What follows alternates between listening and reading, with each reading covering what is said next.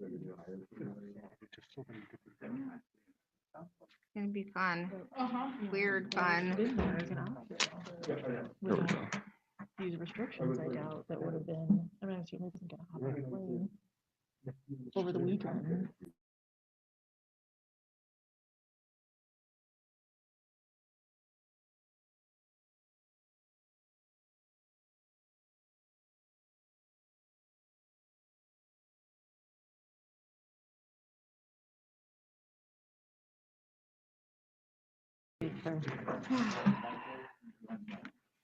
I'll wait till you sit down, then get you to stand up. Good evening and welcome to the November 12th, 2020 Community Consolidated School District 21 Board of Education meeting. Everyone, please rise and join us in the pledge. I pledge allegiance to the flag of the United States of America and to the republic for which it stands, one nation, under God, indivisible, with liberty and justice for all. Thank you. Secretary McAtee, would you check for quorum, please? Certainly Phil, Aye. Stacy Allen, Here, myself, yes, Arlen, Aye. Bill, Present. Stacy, yes. Jessica. Yes. We have a quorum. Thank you. Thank you. We'll move into our board communication, and we will start with NSSCO. Well, things are just moving along like everybody else is. A lot of the groups the schools are starting to go into, they're going back remote, especially with all of the close contact that they have to have with their students. And no word yet on the playground opening. That'll probably wait till spring now that the weather's starting to get bad. But fairly quiet night. Okay, thank you, Deb. We'll move into EdRed update. Bill? Thank you, Phil. We had our first member meeting of the year last Friday. Ralph Martiri, who many of you know from the Center of Tax and Budget Accountability, presented on the state of Illinois finances given the failure of the Fair Tax Amendment and where we could go from here type perspective. It was a very good presentation, gave background on the budget. If you missed it, has been recorded and it's available on the member page of the website. If you have trouble accessing that, please let me know and I can email you a link. There was also some discussion of the possibility of a veto session, which has now become rather moot as the legislature decided not to have a veto session. And finally, the next EdRed meeting will be held again virtually on December 4th. For an update on the work of the Equity Subcommittee, I'll hand off to Jessica. Thank you, Bill. Just all four of the Equity Committee subcommittees have now met and probably had our final meetings for now. We've discussed potential bills that could come up in the new session. As Bill noted, we also know that veto session's been canceled. All four subcommittees have developed a guiding principles document for their subcommittee. I'll note that I'm not on the SRO or the student data committees and I haven't reviewed their documents. But the BIPOC subcommittee and the curriculum subcommittee both met at the end of October. The guiding principles aren't really anything formal or binding, but they represent the principles or the guidelines on which EdRed would come to the table and negotiate any bills, and ideally would represent the interests of the suburban districts in the organization. I'm happy to answer any questions anyone has specific to any of the principles themselves. In a nutshell, for the BIPOC committee, there's two main principles. We believe it's critical to increase recruitment of BIPOC teachers and staff and administrators, and any bill should implement effective strategies for interviewing and retaining staff. Again, these are broad overviews. We also have some basic recommendations for advocacy for Sarah of any legislation that comes through on terminology that should be used, any goals, comments on ISB's role in this process, teacher licensure, et cetera. For the curriculum subcommittee, the guiding principles there's a few more. We'd like to reassess how history is taught. increase the use of primary sources over reliance on textbooks, which we know is problematic, rethinking the state standards, promoting resources being used by school districts that are already doing a good job of teaching history. And with regard to the commission that the bill that we've been talking about wants to establish, we would like to see less reliance on textbook publishers in that commission. Right now, it stands at a recommended 30-person commission. You can make of that what you want. And finally, we think that history should continue to be taught while this bill is being negotiated and whatever comes from it. As I've mentioned, the bill suggests that history just stop being taught until it can be done correctly. The subcommittees have all met, will likely not meet again before the new session starts, or certainly until any bills are moved that we want to advocate or negotiate. Also, just last week, right before Election Day, actually right after Election Day on the 4th, the whole equity committee met, and Dr. Ayala from the State Board of Education spent some time with us. She discussed ISBE's formulation of a diversity, equity, and inclusion plan, an impact analysis, and stakeholder involvement. Dr. Ayala highlighted the need for a connection between students who express interest in teaching and their ability to actually become teachers, and talked about different ways, I guess, ISBE is going to be looking at that. She talked briefly about the need for flexibility in licensure for students that do their teacher prep programs out of state. I remember my days at ISBE working with the board there that approves teacher prep programs and how rigid they were in maintaining that you should do your teacher prep program in Illinois. I also know that I'm also a licensed professional and that I could have gone to law school anywhere in the country and still gotten licensed in Illinois because law school curriculum is standardized. Just a few other quick notes about our conversation with Dr. Ayala. She indicated she plans ISBE to be transparent in their review process of history standards. And there was some comments by some of the members of the equity committee that we need to make sure we hold ISBE accountable to that and that stakeholder voices are heard in this process. And she did indicate that she would be seeking school district involvement in this process. She talked briefly about the need for more professional development options and stressed that they be culturally responsive. Honestly, how can we expect our teachers to be comfortable teaching experiences they've never had, but are definitely important for them to be able to do so. And ultimately that more history needs to be woven into the general curriculum and not just taught, as its own thing. And then we ended the conversation with a brief discussion of a few positives that have come out of this pandemic, that remote learning has allowed ISBE to consider things like if a student is going to be suspended, if they need to be removed from the school building, they could still attend remote learning and not lose the instructional time. And it just, it makes us constantly sit back and reassess that, there are some positive visions that have come out of the situation that we're in, and we need to constantly be considering those options for our students. There was a brief presentation by Amplify after Dr. Ayala was done, but I had to nip out to get the kids to school, so I didn't attend that part. Didn't miss much. Okay. Thank you, Jessica. Bill, was there anything else on Redmond? Not under Ed Red. No, we're good.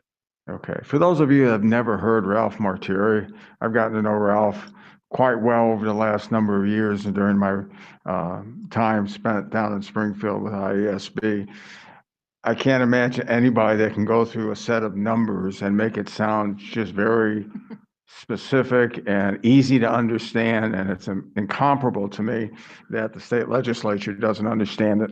He was terrific. He was absolutely terrific. He's a Amazing. college professor as well now, so. Yeah. yes. Of course. Yeah. Okay. With IESB's update, I'm going to divide it in half. Bill, I want you to go ahead and do yours. We're going to finish up, and then Deb, we're going to come to you for the resolutions. Okay. Okay. And I'll be real quick, Deb, you'll have plenty of time. The North Cook Fall Meeting was held on October 28th, and Dr. Connell, you did an excellent job as one of the presenters. Thank you. Absolutely. If any of you would like to privately send me any feedback you had on the meeting or any suggestions you may have for future meetings, please feel free to contact me outside the meeting tonight. It would be of great help as we talk about planning future meetings. The IASB Virtual Summit will be held a week from tomorrow. If you wish to attend, you will need to contact Leticia ASAP to get signed up. One of the benefits of registering is that the IASB is recording the event, so that if you sign up for it but aren't able to attend next Friday, you have a full month to be able to view it online. And finally, for those of you who need a long lead time in your event planning, the North Cook Spring Meeting has been tentatively scheduled for March 17th, 2021, St. Patrick's Day. That's it. Okay. Arlen, ISC, North Cook ISC. So a couple of things. Ralph was terrific. I was delighted to watch that meeting because he really did it. And it's hard to comprehend that people didn't understand the numbers. I almost think that the state should have done what we did before a referendum, the first one that we passed, where we said, here's what's going to happen if we don't pass it. Because I don't think people understood it, unfortunately, and it's going to be a disaster. A couple of other things. Be thankful that we're an elementary district, not a high school district. I'm in touch with the board presidents of both 214 and 125 because of my history with them, and they are going through issues up and down that are as complicated as ours are. I feel like theirs are a whole lot worse and a lot more difficult, and certainly more difficult to please the parents. So, second, in terms of North Cook, I sent to you tonight, you should have notes from our executive director on what's happening through the Illinois Department of Public Health, which is recommending that non-essential workers stay home. So we are doing that with our staff. We've proven, however, that they can work well at home, and it's not an issue. And as I always do, I wanted to thank our teachers again for another month of extremely hard work, commitment, dedication, and love in handling our children. I continue to hear, wonderful things from parents that I see. Thankful at the hard work that our teachers are putting in and the dedication. So I want to thank them once again. In terms of Arlington Heights, they are using reserves to cover their budget shortfall, and they're not expecting an increase in rates for the next year. So Arlington Heights, nothing extraordinary happening. They do have a contested election coming up in the spring. And that's it. Stacy, anything? Stacy, anything? Just Village of Wheeling has their budget workshop on Saturday at 8:30 in the morning. I think there will be some interesting numbers that come out of that. I reviewed the financial documents this morning, actually, in preparation for that meeting. And they also have a contested election coming up in April, so should be interesting. Okay. Since we have a public comment dealing with the resolutions for ISB, I think I'm going to go ahead and read this into the record, which is what our council now recommends for us to do with any communications that aren't in person. This is from Heidi Graham, who we know is the president of the League of Women Voters out in this area. It's regarding IASB Resolution 2. All of you have this at your thing. I'm reading this for the record. Dear District 21 school board members and Dr. Conley, I had hoped to be able to deliver my remarks in person at this evening's school board meeting, but I have a previous commitment to a program on asylum seekers. I'm asking the board to vote to approve IASB Resolution number 2 at the 2020 meeting. This resolution aligns with the League's position on guns, which states in part that we believe the proliferation of handguns and semi-automatic weapons in the United States is a major health and safety threat to its citizens. Teen suicide by gun and school shooters are headlines we all want to avoid. Resolution 2 is a simple step we can take to stand in the way of such headlines. Resolution number 2 would align Illinois child safe gun storage law with laws covering the minimum age to purchase guns. Current Illinois law covering child-safe gun storage applies only when a person under the age of 14 might have access to the firearm.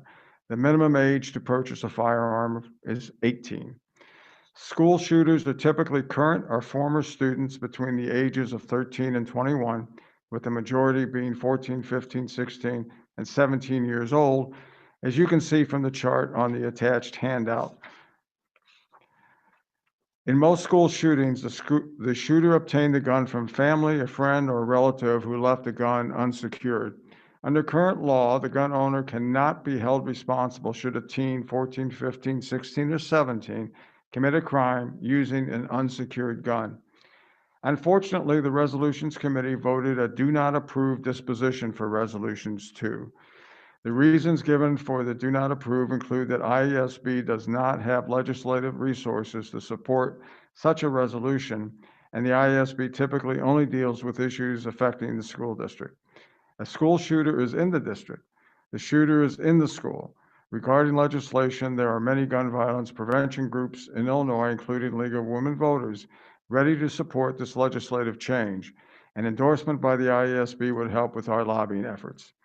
Additionally, I'd like to ask you to vote for the equity belief statement proposed by Indian Prairie School District 204. The League's position on diversity, equity, and inclusion states in part, the federal government shall share in part with other levels of government the responsibility to provide equality of opportunity for education and employment. As Dr. Connolly pointed out in our meeting this summer, school districts are the largest social services provider in our communities, and to achieve the ideals of our founders, we must begin with the schools. On behalf of the League of Women Voters, Arlington Heights, Mount Prospect, Buffalo Grove, including Prospect Heights, Elk Grove Village, and Wheeling, I thank you. We look forward to continuing our partnership with District 21 in service to the community. Follow this link to the presentations we completed for the District 21 mock elections. I cannot speak highly enough of Mr. Labatino, who was key in coordinating this effort across all of District 21 schools. No small task in a limited time frame. As always, feel free to email or call me. I'm not going to put her phone number out there. Sincerely, Heidi Graham, President, League of Women Voters. Okay, with that, Debbie, I'll turn it over to you to go through the 12 resolutions, I believe. Yes, there are 12 resolutions, 11 resolutions, and one belief statement. The agenda that they had listed on the committee report is changing, which is why I wanted to make sure I went through all of them individually, because of ones that are have been pulled and some have been appealed.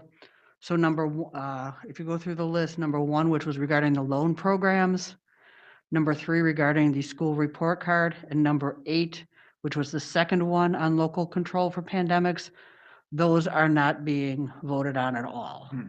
They have not been appealed or anything. They were all voted as do not adopt. I'll wait for number 2 till last, since there's the most on there. Number 4 is listed as pre-K licensure. It should have been titled pre-K pre-service,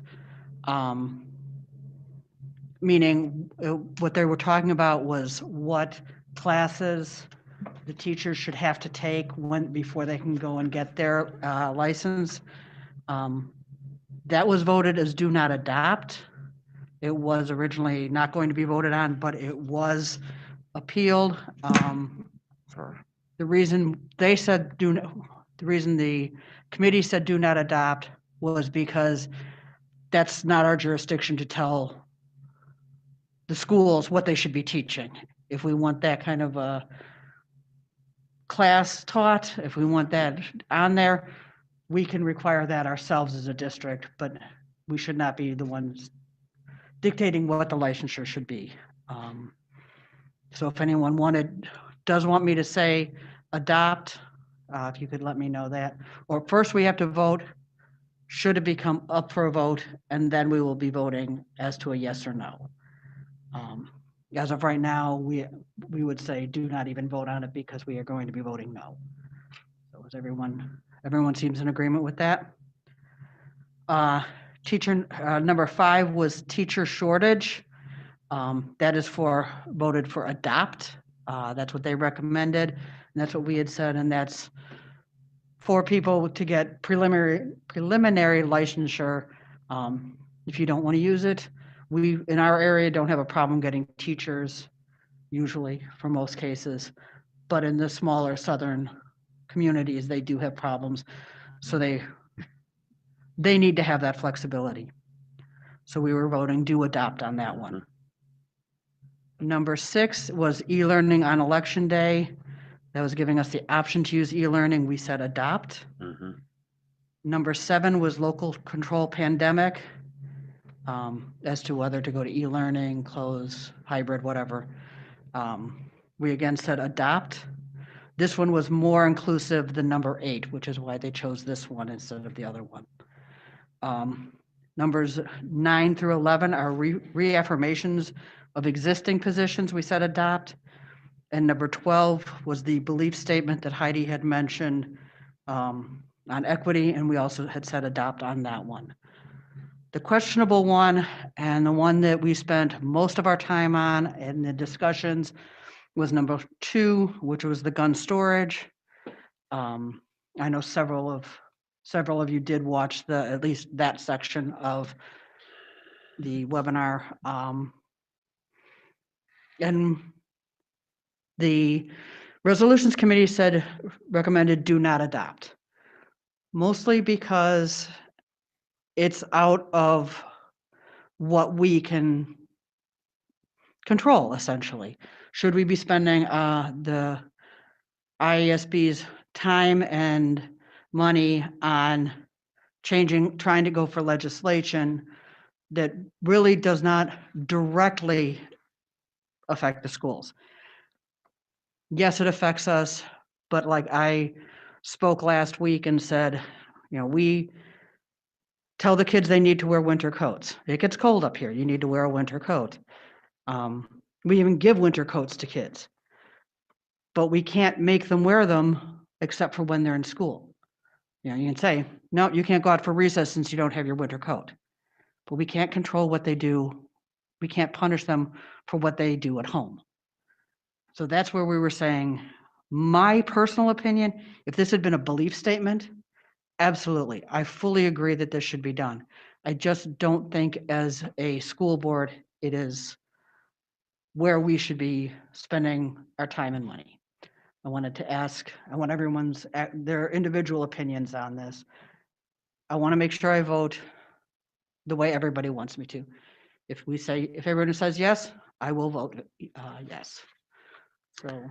Well, Go ahead. did you want to go, Stacy? No, go ahead. I personally feel like the gun situation is another pandemic in our country.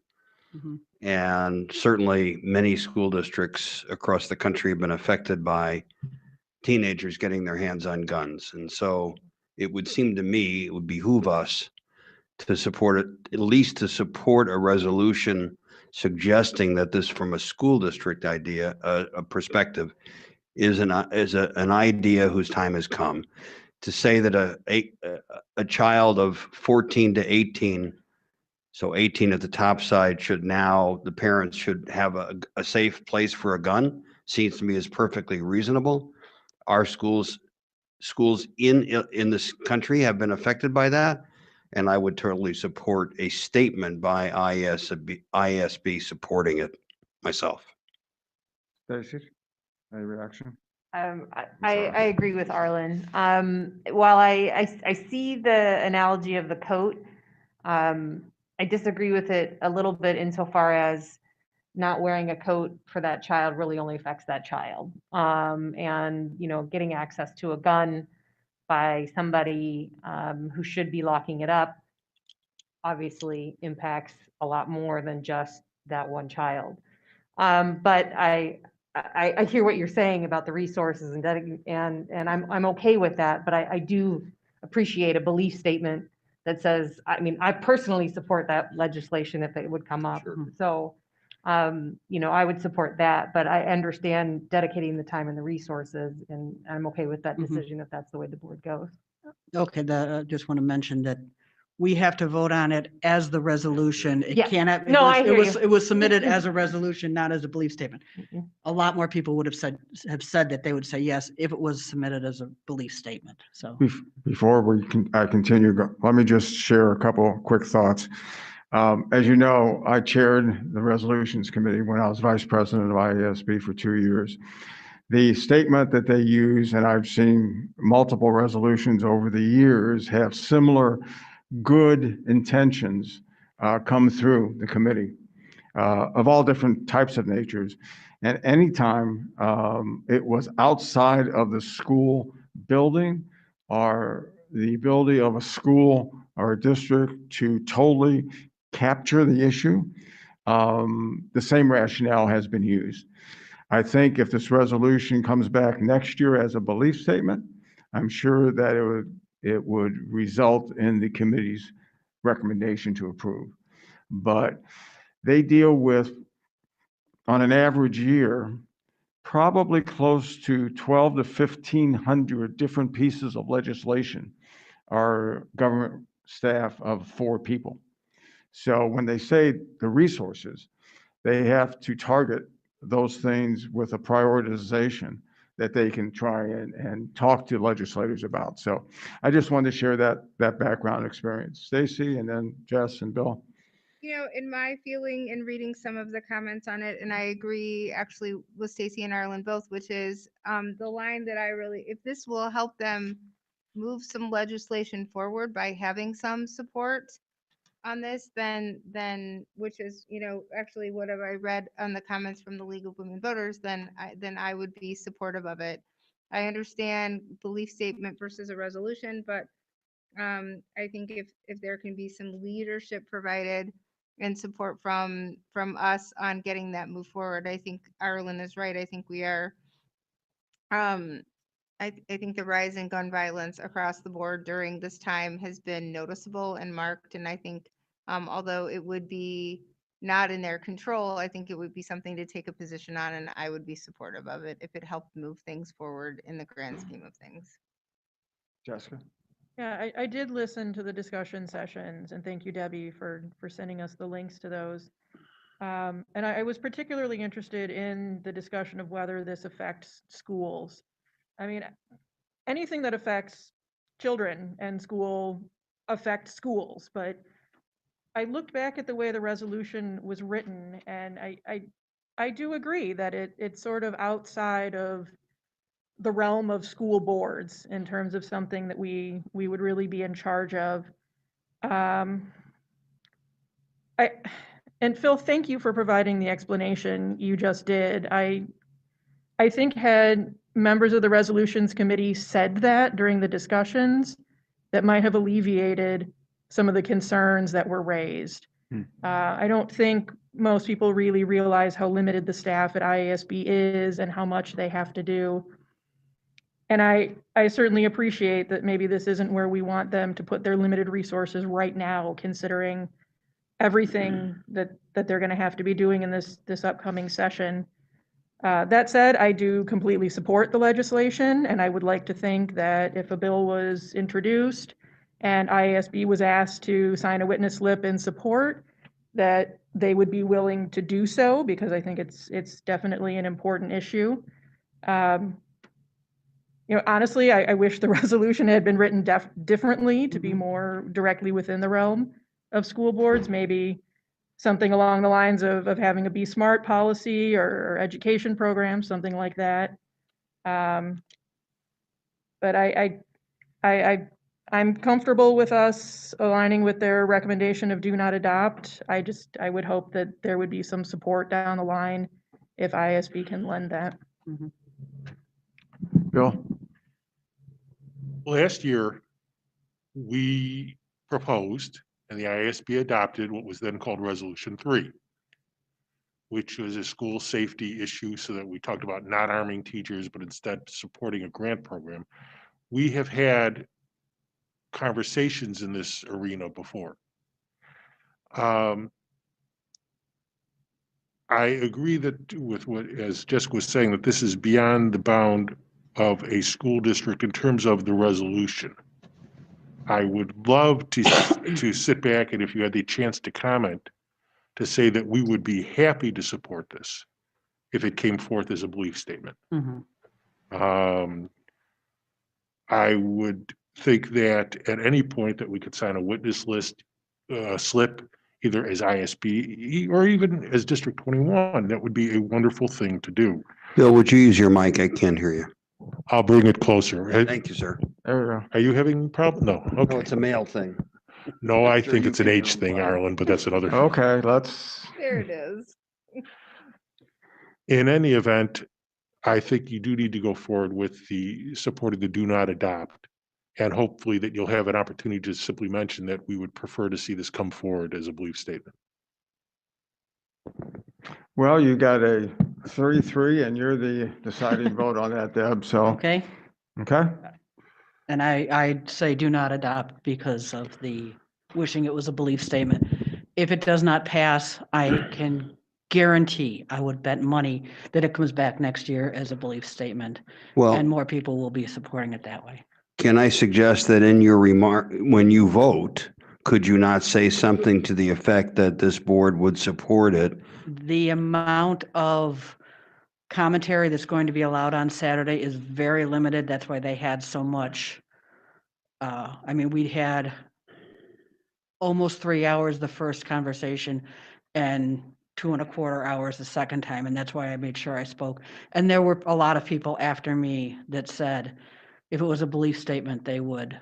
So all I'm asking is that if you can squeeze If that in. if I get an opportunity, I will. say I'd appreciate something. it. Yes. Okay, thank you. Good conversation. We'll move on to staff communications. Dr. Conley? So, first of all, I just want to recognize that it is School Board Member Appreciation Day. I don't know if that's today or time has no meaning anymore. But it is in November when School Board Appreciation Day. But we have meaning. Yes, you do. They may not, but we do. No. Time has no meaning. One day just goes into the next. In any event, so I think it's extremely important to note that the 7 individuals that are elected to serve on this board do so without compensation. They give hours and hours and hours and hours of time over their terms. And make some of the toughest decisions that any local unit of government need to make. This is in no small part illustrated by the kinds of decisions that you have had to make over the past 8 months. At your board tables, there's just a very, very, very small and not nearly as significant a token of appreciation for all of you than what you deserve. And again, just on behalf of the entire staff and the community, just thank you for what you do as members of this board. So thank you very much. Thank you. Thank you. Thank you. We only have one item this evening. I did make a decision in consultation with Phil to delay our NWA map data presentation to December because of the discussion that we need to have this evening. And just out of making sure we had time to spend on that. That's not a time-sensitive issue, so that really is no problem to move to December. But we did have a very nice opportunity that we've pursued with our architects, Archon. And so, Michael, do you want to talk a little bit about the opportunity our students had? I will. I'll bring my microphone closer. Archon annually does a holiday card contest that they pick a school district to go ahead and in any way that they fashion, whether it be elementary, certain grade levels, whatever it may be, have the art from the students submitted, and then typically it's voted on at the tri-conference. Obviously, that's not happening this year. So what they're going to do is take our submissions, since they selected District 21, and Carr's been working with Carolyn Droll on getting those submissions together. Tuesday, they're going to pick them up. Archon's going to do a selection process of the top ones that they feel represent the best work of our students. And then they're going to post online the ability to vote on those cards. And the holiday card for Archon this year will be representative of the artwork of a District 21 student. So we're really honored to have been chosen for that. I don't know if you've seen their cards in the past. I think you all receive them. They're always really cool, very festive, and a nice touch to the season. So we're happy that they chose us. Very nice, very nice. Thank you. Okay, the next item on our agenda is public comment.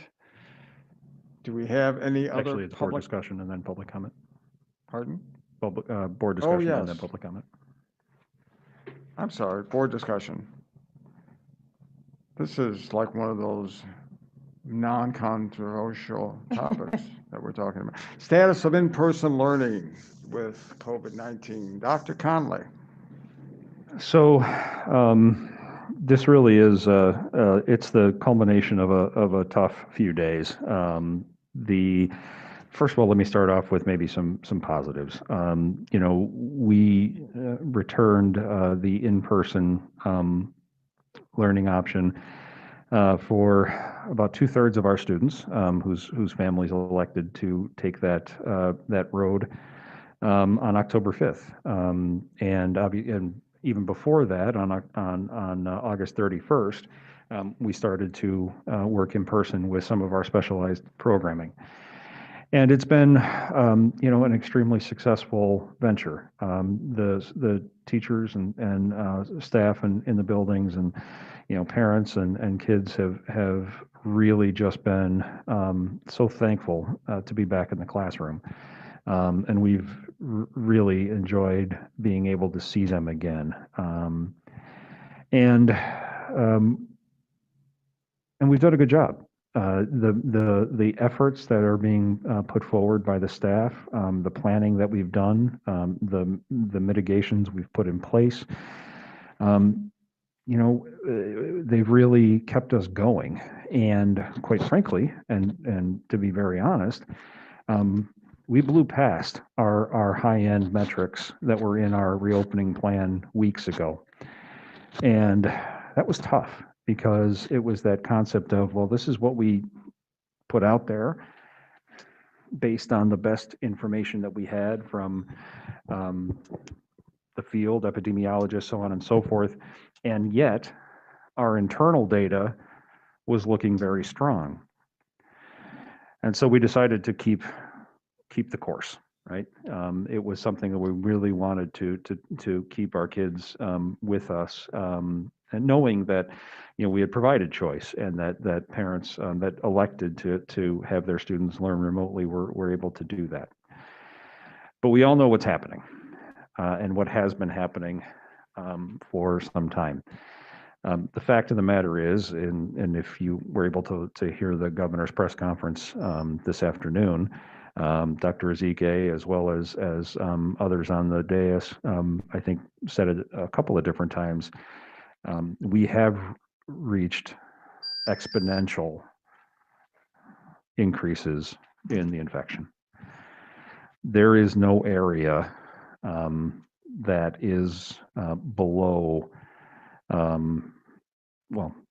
almost 4 times in terms of cases per 100,000 than what our higher end, metric was. Testing positivity rates are 13%, and that's up from 6% in, I think, 2 weeks. So again, it's just that. But even internally, while our data is, I wouldn't say that it has reached a red line yet, but it's also, I truly believe, a question of not if, it's when. And again, as our staff has really done the yeoman's work to try and to protect themselves, to protect their families, to protect our kids, to keep this going, the reality is that we are in uncontrolled community spread. And we have more and more staff that are being exposed, either in their personal lives with other family members, so on and so forth, or just in daily living life, or are coming down with it themselves. And so, we are at a point where I think one of the blessings of having a larger district is that we do have more people than some of our smaller neighbors who have already hit a point of they don't have the staffing capacity to keep it going. But if you look at all of our data, it's trending upwards. And quite frankly, some of the things that we're hearing, all of us are hearing, is just terrifying. The CDC this evening projected that nationwide we could see another 40,000 deaths by December 5th. We're coming into the holiday season.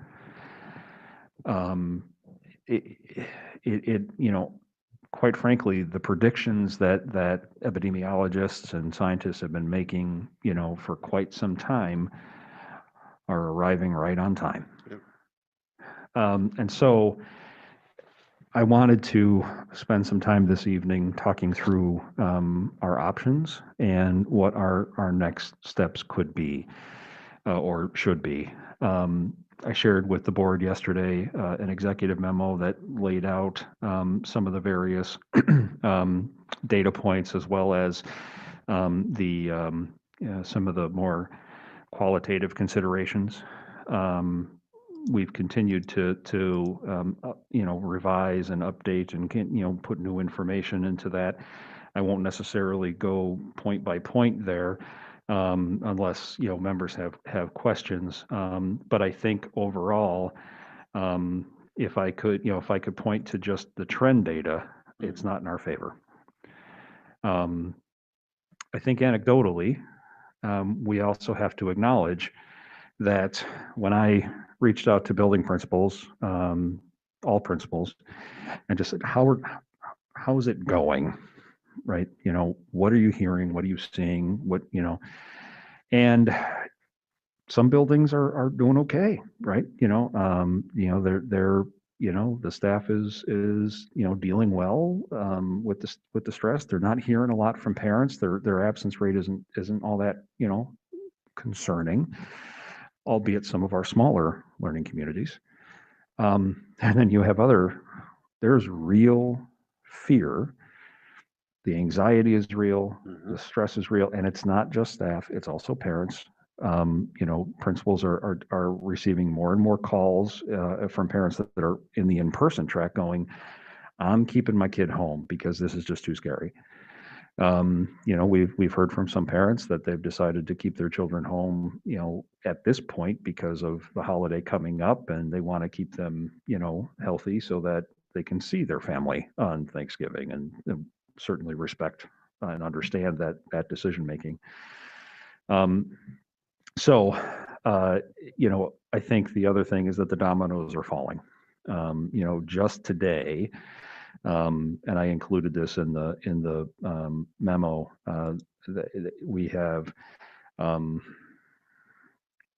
of the 214 sender districts, District 23, Prospect Heights, was already scaling back their in-person to only targeted high-need students. Very likely as of Monday, they are going to be going full remote because of staffing capacity.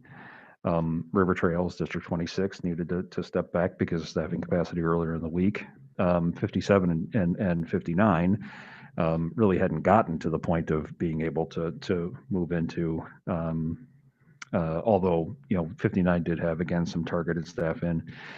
NSSEO, Kirk and Minor had to move back to remote earlier this week. Well, as of Monday, Timber Ridge is moving to remote. And then we look at other districts. District 15 last night made the determination that they're going to go remote at least for a week after Thanksgiving. 5 districts actually, in Northfield Township, District 27, 28, 31, 30, and 34, all announced that as of Thanksgiving break, whatever day that is for that district, they're moving to an adaptive pause, and they will be planning to return after the holidays. So basically after MLK, Martin Luther King Jr.'s birthday. District 54 needed to go remote last week because of staffing capacity. They, I believe, this evening are having a similar discussion about what's next. District 62, 64, in Lake County, 96, 102, Barrington, 220, District 211 is having a discussion this evening. Bottom line is, we are at a point, IDPH put out a travel advisory, a stay-at-home advisory, limit non-essential travel. I found it very interesting. The Cook County Department of Public Health actually added something to their travel advisory today that said, if you are traveling into suburban Cook, quarantine for 14 days. I live in the city of Chicago, which is not suburban Cook. And so, I mean, it's at that point where so, Getting complicated. yes. How enforceable is, point is, these are advisories. The mayor of Chicago placed a 30-day stay-at-home advisory for the entire city of Chicago. Unfortunately, I think we are at a point where we need to take a look at the reality and how, even though we have been successful, how much longer we can actually keep doing this. And I don't think it's very long. So I guess I'll pause there and just kind of answer any questions or have any conversation. And then I do have a recommendation to make, but I don't want to circumvent conversation first. Let me go in reverse order from where we've been going. Bill, I'll start with you. Reaction? I'm sorry. I was thinking No. that I'd be last and I'd have the opportunity to think about this for a minute. I want to echo something that Arlen said a few minutes ago, which is, first of all, a thank you to our staff, from administrator and all the way down, every teacher. This has been a difficult time, and quite frankly, had we been a more hands-on board to you to tell you what to do, we could have shut this down 3 weeks ago. We have trusted you to do, and trusted your team, and trusted our teachers to do an outstanding job, and you all have. And you all have, and that's to your credit, and it's done good things for our community. I'm willing to allow you to continue doing that good job and making the decisions, the hard decisions that you've been making. I think there's no question, I think we've all been expecting from back in July that a day like this was coming and coming quickly. I don't think that's a surprise to anyone. I don't think it's a surprise to the board or anybody who's watched any of our meetings. All you have to do is listen to what's been coming out of the CDC, out of every other place. In reading your memo, one of the things that struck me was that our teachers wanted to have as much time as possible with our kids. And I think that speaks to their dedication. It speaks to what we think of our kids, but at a certain point, I don't know that adding 1 or 2 extra FaceTime days is really going to make a difference one way or another. If we could spend weeks and months, that's one thing. Days, not so much. If you feel that we need to shut it down immediately, I could support that. If you feel that we need a few days to make sure everything is in place, that's fine too. I can't imagine that we're going that much beyond that. We all want to see our kids here. We all want to see everyone safe as well, and the situation is becoming out of control. Thank you, Bill. Jessica? I know we've had this discussion in various aspects for quite some time now, and I think I've made my feelings clear all along. And as you know, I'm in kind of a strange position here. I have 2 little ones in one of our buildings, and I see what they've gone through since March. And I balance that against what I see going on in our community. And I don't think there's any disagreement, any question at all that in-person instruction is absolutely the best for kids. But to be effective, those kids need to be healthy. I know we've had a lot of discussions about mental health, and I know that there's always more we can do for our students, for our staff. But I also see the anxiety that our kids are exhibiting because they're afraid. of what's going on, and they don't know what's happening. Some of them are at home, some of them are in person. They're all feeling the same things. I trust you and I support you to make the right decisions for our community, and I think you know that. My only request is that we try to the best of our ability to give people lead time and to be as transparent with our communications as possible. I was talking to a friend of mine today, who's a mom of one of my son's classmates, and her school shut down today. They told them today, we're going remote. No lead time, no discussion, hit her like a ton of bricks. And now she's got to scramble to figure out what to do with her 3 kids. And I don't want that for our community. If there's anything we can do to have conversations with the community and let them know ahead of time, to be honest, I don't think anyone will be surprised we're going in this direction. I've already started talking to my kids about it. So it's very hard for me to say this, but I think it's the best decision. It's just a question of when you feel we need to do it. Thank you, Jess. Stacy? I understand what you're saying and what you're going through. This has been rough. I will say, from a healthcare perspective, as someone who spends my days in and out of treatment centers and hospitals, the tone has changed remarkably in the last week and a half. In a way that I didn't even see in March and April. Not just for the escalation, when you turn on the news, when you talk to your neighbors, not just the escalation in numbers, but I went online today to get a COVID test for my daughter who just returned from a business trip, and I couldn't get her one. I couldn't get her an appointment to get a COVID test anywhere. I was willing to drive to Zion. I was willing to drive to Waukegan. I was willing to drive to Palatine. I was willing to drive anywhere I could, and I couldn't get her a test. So that fear is not helped by something like that when you have, so she will 14-day quarantine instead of me being able to get her a test. So those are the things that are different out there. I was not in favor before of coming out, but only from a safety perspective, only from being able to provide a layer of safety for our teachers.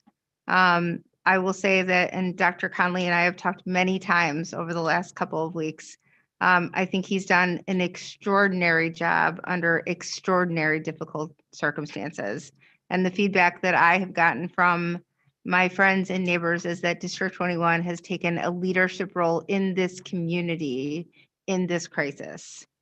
This is another one of those moments where we need to take a leadership point in our community, because I have 3 coworkers and friends that are currently struggling with COVID-19. The best contact tracers, the best healthcare people, and these people have no idea where they got it from. And so that when I talk about the fear in the medical community, the fear is that we have hit that point of community spread that people were hoping that we weren't going to get to. And so that's my tipping point, is that's where we are, where these are people with great contact tracers. These are great people with great resources. And these people have no idea where they contracted it. That gives me a cold sweat. I do agree with Jessica. The more preparation and lead time that we can give to our families and our communities, but I picked up the phone and called Dr. Conley a couple weeks ago when the numbers were not in our favor, and we had a robust discussion about what was coming. And I give him all the faith and all the confidence in the world to keep keeping our kids in our buildings. But at this point in time, I think it is a matter of when, and the better that we can do to prepare our community for not what's just coming in the coming weeks, but the coming months. I think that's our charge, and that's what we need to do. Thank you, Stacy. Debbie? Yeah, one thing I did notice, Dr. Conley, that you did not mention was what 214 is doing. Because 214, being that I have a student there, is actually increasing the number of students that they're having in person in the building at a given time. Instead of being split into 3 groups, they're still staying in the 3 groups, but group 1 and 2 are together, and then 2 and 3 are together, and then 3 and 1. So they're actually having more students. Now, when I pick my child up, there are not a lot of high schoolers that are in those schools at any time. Used to be rows of buses picking the kids up, and now there's 3, maybe 4, and they're not full. But yeah, the biggest thing that we need is for the community is lead time. Do we think, you don't want to have, if all of a sudden there's an outbreak, shut a building down now. But for the health of the community, if we need to I trust you, if we need to shut down, we need to shut down. Thank you, Debbie. I'll save mine at the end after Stacy. Arlen, you're next. So the first time around, I was leaning more towards where Stacy was because of the social emotional side, but I went along with closing at that point. I think now we're in a different world, and I've had at least one of my relatives who works in another district be notified by email the morning they were closing. Just surprise, you're closed. And another district that closed over a weekend, the same kind of thing, with no advance notice. I was assuming coming to this meeting that your recommendation was going to be to close Thanksgiving. Don't ask me why. Just because I know that you like to anticipate rather than be caught by surprise. And that would make some degree of sense in terms of notifying the parents in advance. It's not going to get better very quickly. My guess is that we're going to go through January until this thing really turns around. And of course, the fear is that we continue to see younger people, younger adults, 30s, 40s, getting sick and dying from this disease. It's just happening. And so from the standpoint of community spread, I would lean into closing in advance, assuming that your judgment is it's going to happen anyway. I'd rather see us pull a lever and do it so that our parents have adequate notification rather than all of a sudden on a Monday morning realize that 3 of our buildings have to close or 4 of them have to close, and then parents are not ready for it. So if it's inevitable, and I know nobody likes to think that, then I would err on the side of moving sooner rather than later. But I will also go along with Bill, of course. You've done a fabulous job. Our staff has done a fabulous job, as I've said before. I couldn't be prouder of this district and the team that takes care of our children from top to bottom. So I am very comfortable leaving it in your hands in terms of making that decision, but that's just kind of my gut feeling. Thank you, Arlen. Stacy? So my thoughts are kind of all over the place, and I apologize, as I'm sure I vacillate on this issue quite a bit. Like Jessica, I am not only a board member of District 21, but I'm also a District 21 parent and a District 214 parent. If our district had decided to go the route of others, which was having certain kids in school all day for a couple days, I would be more nervous about continuing that course where they had lunch together, recess together. I think the manner in which you all have chosen to allow our kids to come back to school was the right one, as much as it probably caused inconvenience to a lot of people. I'm one of them. But to have these kids into school 2 days a week for 2.5 hours with minimal movement and minimal contact, I think was the absolute right way to go. Am I optimistic we're going to be able to continue that for significant periods of time? Not really. I personally would like to see it continue until we hit the markers that we've set, the 85% staffing, the contiguous outbreaks or whatever we're looking at, because I think it's been invaluable for some of these kids to be back into school. Like I said, I'm not optimistic that, you know, with the way the numbers are trending, that's going to be for a long period of time. I would be willing, or I'm interested in considering a small break after these holidays. I think that would be a way to curtail a significant amount of outbreak if we had the kids remote for a week or so after Thanksgiving, a couple weeks after Christmas, because you just know there's going to be people getting together, and the opportunity to spread this disease is going to be significantly more than it is today. But I'm going to echo what everybody else says. You've been living this. You've been eating, drinking, sleeping this, you and your staff. So I trust you. If you feel that we're ready to go and we need to pull back and go remote, I fully support that. Personally, I think we can continue for a little bit longer, for as long as we can. I think the benefit of that right now, I think there's a lot of benefits to that, let me put it that way. But the numbers aren't great. So, you know, you just can't argue with that. So you have my support. I wish it was different, like everybody else does. It's just very frustrating all the way around. You know, they finally got back in, or those who wanted to go back in got to go back in, and I see some real benefit to that, and it's just frustrating that we may lose it. Thank you, Stacy. Thank you, everyone. Obviously, Mike and I have had a series of ongoing, perhaps without much break in between, and checking in with one another, Mike checking in with me to get my reactions to where we are.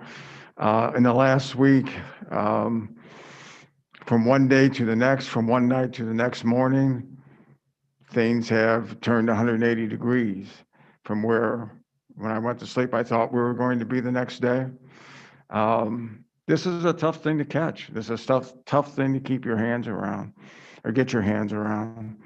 You know, the one thing we mentioned at the beginning of this is a group of 8. It's Mike's decision, but I felt, and we felt very strongly that this was not going to be something that he was going to be out on a limb by himself on, which is why I wanted to have this discussion with all of you tonight. The one thing that I don't want to do personally, and I don't think it's good for the district, is to go back and forth in short order. I think if we're going to go to remote adaptive pause, that it's going to be for a period of time. If we initiate this at the Thanksgiving holiday, it's my personal opinion that we don't even put it out there that we're going to have that option again of in-person learning until a week or two after the Christmas holidays, because we don't want to go back and forth. That's not fair for the parents. No. They have to have childcare issues and other things that they have to deal with. So Mike's going to give you his recommendation. It's not going to sound very much different than what we've all been talking about. But I think it's the right thing for the community.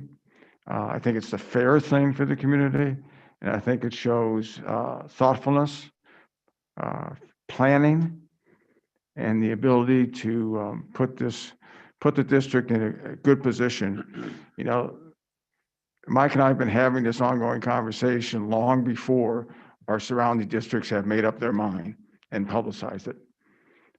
Just like we did at the very beginning of this process last summer. Some actually made their decisions known prior to our meeting. But our conversations have been irrespective, truly, of what other districts are going to do. We wanted to check in, Mike wanted to check in with them to see if we're going to be out there by ourselves or not.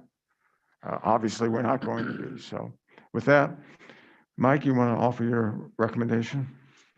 So to Phil's point, if we were having this conversation on Tuesday evening, you would hear very different words coming out of my mouth. As a matter of fact, and this is something that I noted in my communications with the board. In my cabinet meeting on Tuesday, the consensus was let's keep this going as long as we can. And at the root of I think all of our hope and desire, that's really where we come from. But I can't ignore what's in front of us. And in some ways, it's not necessarily, although certainly it's a big concern about kids getting sick. And we do have kids that are testing positive for COVID. We have a number of kids who have COVID-like symptoms, and so they're excluded. That all factors into it. And of course, if you have multiple siblings in a family, you have one go down, they're all down. And that is absolutely a hardship. But when we've seen the daily increase of staff who have been exposed, who then have to quarantine, they're still working, but they're working from home. To this point, we've been able to cover, right? But there's a fine line between being able to cover and not. And I think we need to really recognize that I think we are at a tipping point. As I struggled with this, and I struggled with it,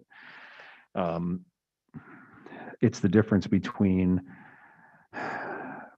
kind of a methodical and controlled retreat, or being forced to retreat, right? Could we keep going for a little while until we hit all those red lines? Yes, we could. I don't know how quickly we would hit those red lines. I do think we would hit them. But, I don't, doing a strategic retreat to not lose the war is, I think, ultimately where I ended up. And so I do think that what my recommendation would be, what my decision would be, is that we're gonna do our level best to get through next Friday. That's going to be the date in which we will communicate.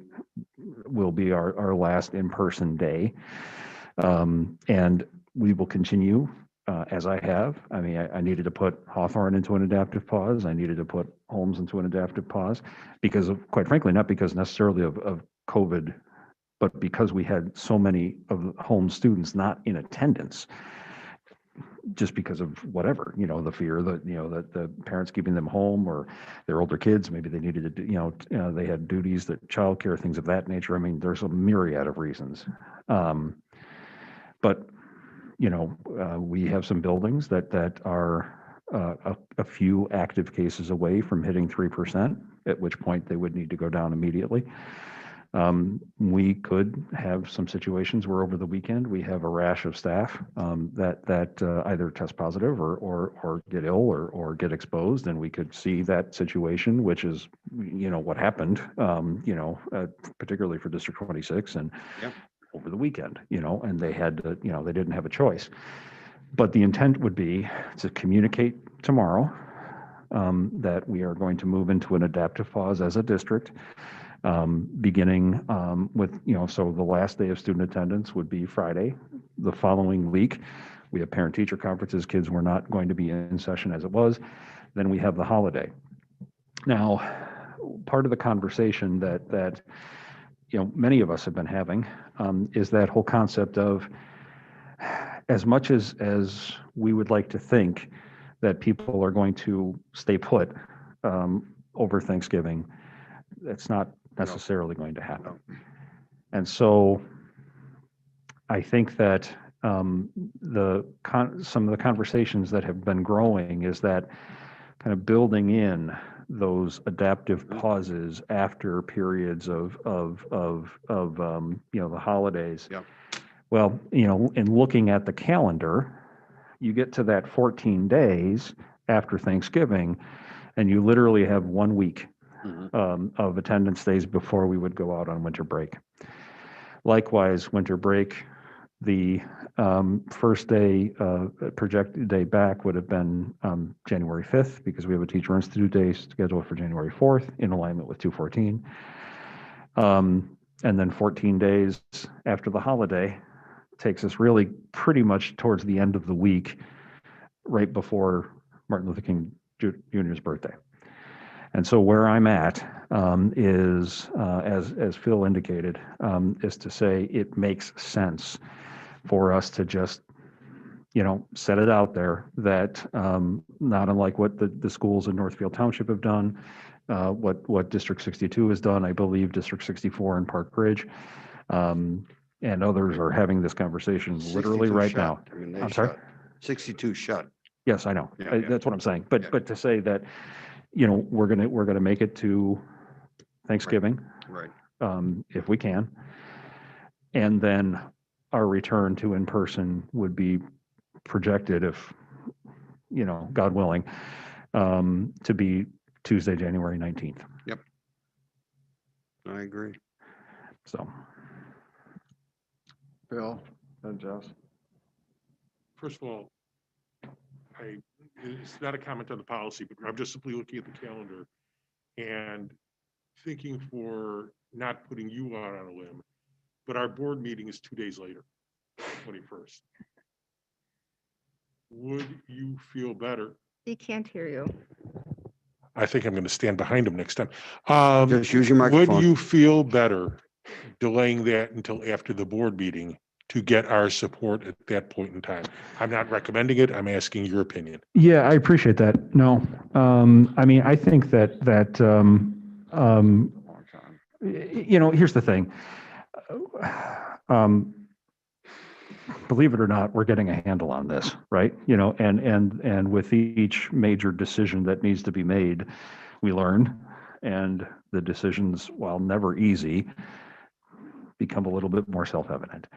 And so, I am, the bottom line is that, when we get to that point, I need to see it, at the very least, the curve having flattened, right? And it better, the curve starting to come down. Yep. If those things don't happen, if we're still in, or, quite frankly, again, if you saw the governor's press conference, I mean, he took some people to task today. And, I'll leave that to others to discuss. But the bottom line is his central point was, we, as a state, have very few tools left in the toolbox. And so it is distinctly possible that we could end up right back where we were in March, where we have a stay-at-home order, and that completely changes the landscape of things. If he moves us back into phase 3. Now, to date, they have done carve-outs for schools, where when we reduced to 25, it was a carve-out. If they reducing to 10, there's a carve-out for schools. But again, the conversation kind of goes, well, what else is going on, right? So I feel like I'm not concerned with the ability to make that call, and without needing to wait for the January board meeting. And of course, we're keeping consultation. Jessica? For the school days that we would have remote, would we, as a district, be able to provide that childcare option that we provided when we were fully remote? Or is that, It's Logistically not possible? Operationally, that was when we did it in the early part of the school year. That was rough. It really stretched us. We had a lot of teaching assistants. We had a lot of health assistants, things of that nature, that were redeployed to cover that. Unfortunately, it's not really something that and we looked at it. It's just not really something that we can keep doing. We just don't have the manpower to be able to do it. And to keep our teaching assistants working with kids, and help, so unfortunately, no, we won't be And able that's to. completely understandable. And Yeah. just, again, with the communication to the community. Yeah. I want to make sure there's no expectation or Right. surprise there. Right. Thank you. Very good. Were you? Nope, I'm good. Oh, okay. So just two quick things. I don't know if you want another vote as we did before for the superintendent, but I'm happy to do that if you think we need to, Phil. Second, the daycare question was answered. That was on my list. But third, I would hope that we would double down on reaching out in some fashion to parents with indications of the kind of support we can provide on the phone, by Zoom, for students who are having issues, connecting them with other social services. Of course. District 125, just double down on that kind of support for their parents. We've never stopped. I'm not In person or suggesting otherwise, I'm not and suggesting nor we would we. did, but once we close down, there'll be additional stresses. Yeah, absolutely. But I mean, our student services staff is, they're on it and they're going to remain on it. Yeah. Debbie? I'm sorry. Debbie, go ahead. Back at the beginning of the year, we did have some students that were still in person. Yeah. Are we going to have that, or will it be everybody?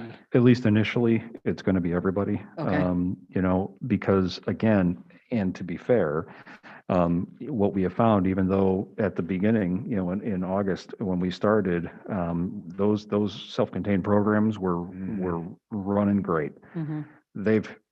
They've had difficulties. Oh, yeah. And again, it's because of the nature of the program. There's a lot of close contact. There's a lot of staff that comes in and out. And so when you have uncontrolled community spread like we do right now, there's really just no way to effectively make the very well thought out, protections that we've put in place work. So we will certainly bring those targeted populations back when we, if we can do so earlier, we certainly will if we feel like we can. But just the nature of those programs, we got to get community spread under control before we are able to do that. I can't have those staff members be the canaries in the coal mine, Right. and nor those kids. And quite frankly, at this point, if we kept them there, they would be. Right. And then secondly, teachers will be working from home, or will they be in the buildings? So we are going to keep the buildings open. I am, at least initially, going to, while we will encourage teachers who feel comfortable in doing so and can to continue, and many of our teachers want to. I've had conversations with Greg and DEA, and that was one of the things. But I do also think that at the moment, we need to give some flexibility. We're going to have, as all parents are struggling as this is happening, we're going to have, staff members who are parents who are going to need to juggle, childcare options themselves. What I will say is that we're going to be, of course, reinforcing that if you don't have a stable internet connection, if you don't have the ability to, have a dedicated workspace where, it's going to be in, an environment that is reasonably free of distractions and things like that, you really need to come in. You really need to be in your classroom, because otherwise the quality of your synchronous teaching is going to suffer. And so we will reinforce that with staff, but the buildings will remain open. And they will have the option to be in their classrooms, and we'll encourage that. Okay, Yeah. thank you. Stacy? What are we going to do about food service? That will continue. What we've been doing is what we'll, well, let me put it this way. What we were doing before we came back into in person, because obviously those in-person kids they're being handed meals as they're leaving. Right. We have, and Michael, you can speak to this a little bit more, but we have buses that are running routes and taking, meals out into the community. We have pickup sites. So Michael, do you want to talk to that? Yeah, we'll go back to looking with Organic Life at, do we go back to all the seamless summer sites that we had before? Do we maintain the building sites as well as the bus routes? So we will start Organic Life conversations tomorrow to go ahead and see how that'll look, but we'll maximize it. It was a real lifeline before. Absolutely. And I think one of the ways that we really took leadership and ownership of the situation. And so I would hope that we communicated with our municipalities as well as our families to try and make sure that we catch everybody. Absolutely. And thankfully, they extended the program because Right. at one point, it Right. fell off, and that was a real, we were worried about that, but then they extended it. So that was good. Thank Yeah, I you. think in the communication, certainly that's a major topic. Yep. Yes.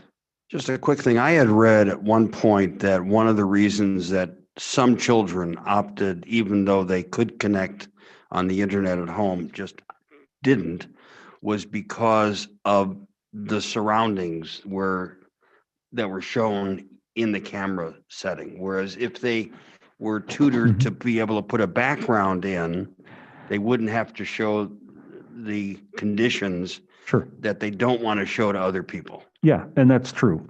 So one of the Google Meets has continued to enhance their platform. And so one of the things, Mike, they've fully rolled that out? Is the ability to do a backdrop like Oh, great. like they Okay. do with Zoom. Not for Chromebooks yet, but it's coming. Okay.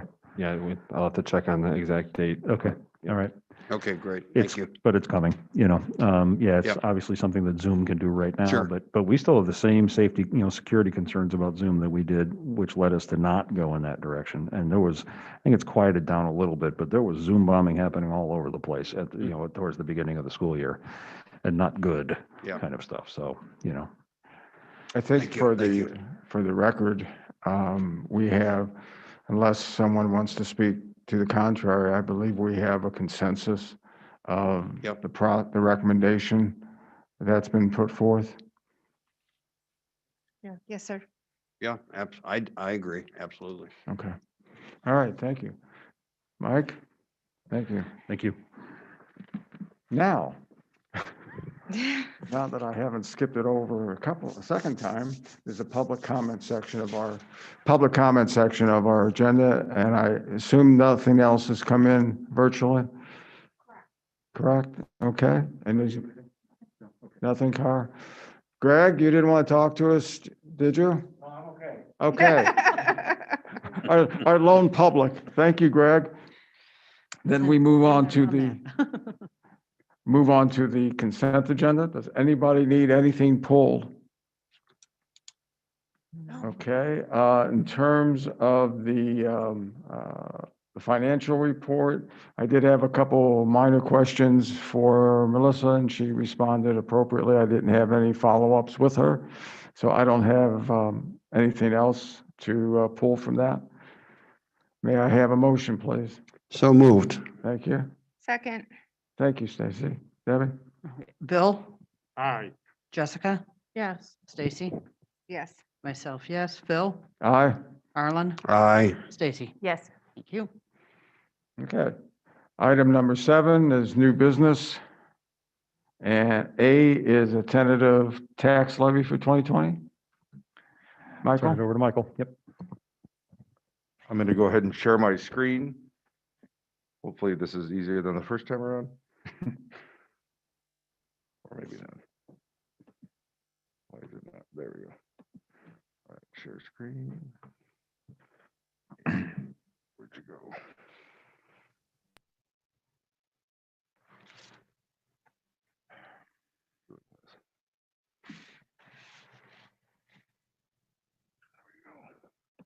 All right, now we gotta.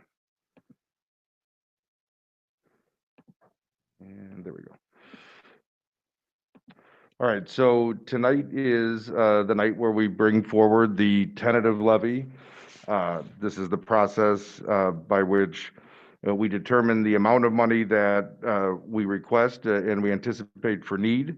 It's based off of the tax rate. The tax rate is equal to the tax levy money divided by the tax base that we have, which is the equalized assessed value.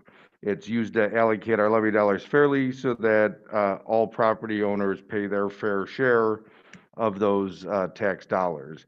As you are experienced board, you're familiar with the fact that there is a tax cap based upon the property tax extension limitation law that was passed back in 1994. It doesn't cap property assessments. It does not cap individual tax bills. It caps the rate of increase that an individual or a business owner, commercial, residential, industrial can pay. It does allow for additional taxes for new property. So any new property that comes on the books is exempt from that rate increase cap that's based off of the consumer price index. Hold on, there we go. Yep. So this year's levy, you get a historical perspective of what we've done since 2015. The 2020 levy request is there second from the right, and the projected extension is there all the way on the right. What it's based off of is CPI and any new property, but we are allowed under PTEL to go ahead and ask for up to 4.99% without having a truth in taxation hearing. If we go over that, we need a truth in taxation hearing. Anything over CPI and your request for new property, which is formulated based upon historical knowledge, because unlike the collar counties, Cook County does not make available through the assessor what your actual new property is. But based upon what it is that we ask for, we're maxed out at that 2.3% this year, which is what CPI is. So in an ideal world, we would get 2.3% more than what we got in the previous levy, and then any new property that came on the books, that would be brought on at its valuation, and that would be what the levy is. In order to make sure that we get everything we're entitled to, and not leave any dollars on the table, because we never get to recapture those, we go ahead and go to at least that 4.99%. And in some years, depending on if we don't know what new property is, or we think that there's a chance that there could be this overabundance of property that comes on the rolls, you might do what's called a balloon levy, which is even more than the 4.99% and can go up into, in some districts, 20-25%. Problem is, it scares taxpayers because it looks like your taxes are going to go up a ton, and then they don't go up that much at all because you're bound by the PTEL law. So rather than strike fear into the hearts of our taxpayers during a pandemic economy, we're going to go to the 4.96 level. This does still guarantee us, and there's a sheet, the worksheet that I use to calculate in the board packet. It's posted online. This protects us up to $118 million in new property. We haven't had $118 million over a 4-year period ever. So I think we're going to be in good shape, and this will allow us to go ahead and capture those dollars, but be responsible in that we're not going to leave anything on the table. So you can see that 4.96 request equals out to about $96 million. What we truly think we'll get, that projected extension, is 2.67, because that CPI plus what we put in for new property based upon historical non-triennial years, we use $7.5 million. So the ask is technically for, I'm sorry, the ask is, the projected extension is for $93.9 million. That's that 2.67. The request that we put out there to protect ourselves is about $96 million. As you see last year, because of the balloon levy that we did, because of the 2 TIFs that came back onto the rolls, and we didn't know exactly what new property would come on with it, our levy request was for about $102 million. The projected levy, because we did have an idea of what was coming on, was about $91.231 million. Our actual extension was $91.46 million. So we missed by only about $260,000. We got $260,000 more, but that's a that's a really good estimate that we made and that we hit. So that allows us to budget more accurately. So that's why we also try and do not a big balloon levy, but go up to a point that we're comfortable that we protect ourselves not to lose money, but that we don't scare taxpayers thinking that we're trying to take a whole bunch of dollars. So the way that we calculate it is in the next few slides, but you take last year's extension times CPI. This is what we're getting based off of CPI is about $2.1 million. And then new property, again, we took 7.5 million. You take your tax rate and take that by that number, the 7.5 million. We think we'll get about another $335,000 if we get that much new property. If we get less new property, those dollars will come down. If there's more, like I said, we're protected up to 118 million, but it'll be more than $335,000 if we're over that $7.5 million in new property. So in summary, this is what we think we will get, which is that $94 million about. We've already been collecting taxes from the 2019 levy, so that's going strong. Hopefully these estimates hit those same benchmarks and we'll be in good shape. And that we just ask, since we don't need a truth and taxation hearing, we're just asking you to accept the tentative levy. We'll put it on the board agenda for next month. We will have a hearing. It just won't be required to be posted in the newspaper and have all of the public hearing requirements. We'll just do a recap of this and ask for a vote. Any questions for Michael? No, I appreciate the move because I can't tell you last year, how many phone calls I got from people saying, what do you mean you're raising your taxes 15.87%? So I think the timing is perfect for that move. Okay. The chair would entertain a motion to accept the tentative levy. So moved. Thank you. Second. Thank you. No questions? Debbie, go ahead. Jessica, Yes. Stacy, Yes. myself, yes, Phil, Aye. Arlen, Aye. Stacy, Yes. and Bill. Aye. Item B under new business, agreement to perform a dependent audit. Are we back to Michael? This is just an informational item. Through our SmartBend system, which is the new online open enrollment platform, so that individuals in the district, when they register for benefits, which is currently ongoing, they do it online. It takes the human error element out of it from the district standpoint of processing those applications and those choices. It makes it so that we can do much more efficiently the work that Jan has been doing by countless spreadsheets over the last few years. Again, the fact that we haven't had the human error is amazing considering the amount of work she has to do to process open enrollment. Part of the process of going through open enrollment typically is every 3 to 5 years, you would do what's called a dependent verification audit. That's to make sure that the people that are on the district's insurance are properly on the district's insurance as either spouses or children. Typically, they find between 5 and 17% of people when they do this type of audit are not properly on the district's or the employer's insurance. Government work is around 5%. This is something that when we looked into it with Hub has not been done in the district in recent memory. And Hub's been here a good amount of time. Jan said in the time that she's been doing the insurance, they haven't done one.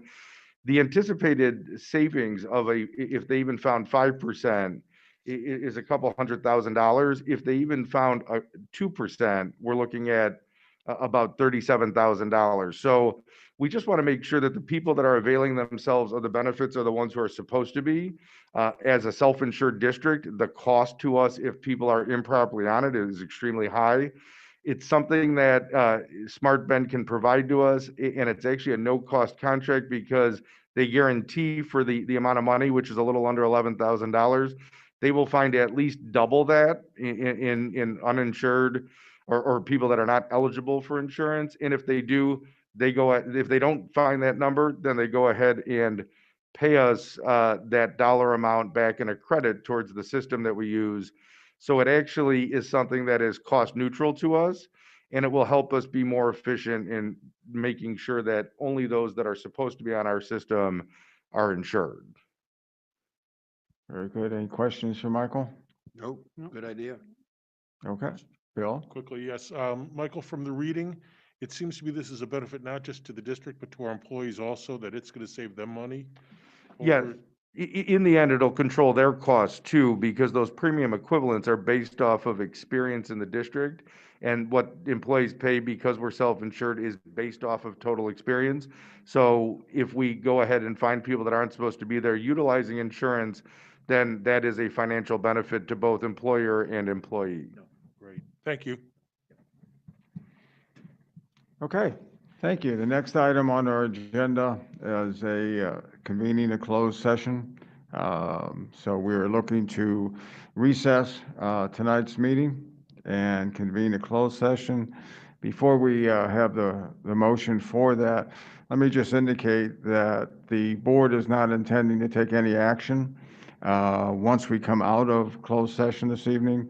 So we will be shutting down the live feed because there will be no continuing action. Stacy? I just had a question as it relates to next board meeting. Are you anticipating us being remote, or do you have an answer to that, or should we just TBD? I think at this point, it's probably TBD, but it's there. I think there's a good chance that we could be back to meeting virtually. I know I don't want to, but it's possible.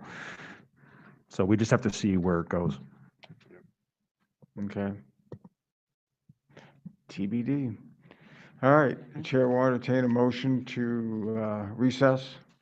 Do you want that whole resolution read or just Can we just reference, are reference we okay to the, reference the, the resolution that we have in oh front of no. us? Go ahead and read through it, Arlen. I just got a Read through it? legal response. The Board of Education approves to recess the November 12th, 2020 regular Board of Education meeting, CCSD21, and convene in closed session to discuss the appointment, employment, compensation, discipline, performance. My glasses didn't fog, it'd be easier. I just lost my place. Do you need help?